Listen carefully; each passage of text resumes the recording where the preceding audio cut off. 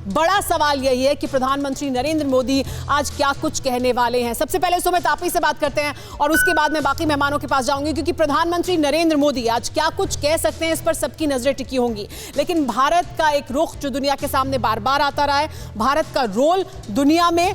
कितनी अहमियत रखता है इस ऐसे समय में जब दुनिया के सामने तमाम चुनौतियां हैं, और भारत के साथ जो देश खड़े हैं उनका भारत कैसे सहयोग करेगा, क्या कुछ आज प्रधानमंत्री के इस भाषण से उम्मीद की जा रही है कि वो कह सकते हैं।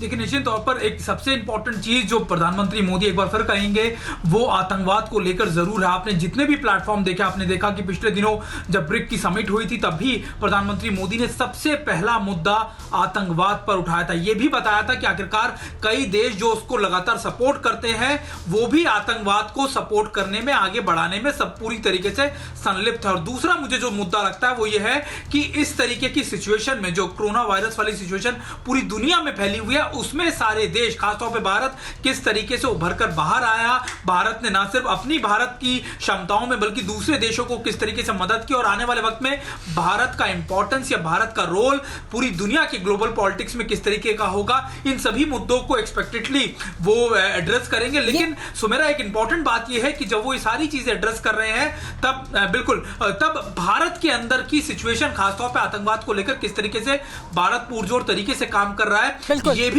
उनके एड्रेस में शामिल हो सकता है सुमेरा। और ये बहुत अहमियत रखता है कि भारत आतंकवाद से कैसे जूझ रहा है, उसका कैसे सामना कर रहा है, उसे कैसे मुंहतोड़ जवाब दे रहा है। इससे दुनिया भी बहुत कुछ सीख सकती है और वो बड़ा संदेश हो सकता है प्रधानमंत्री नरेंद्र मोदी के इस भाषण में।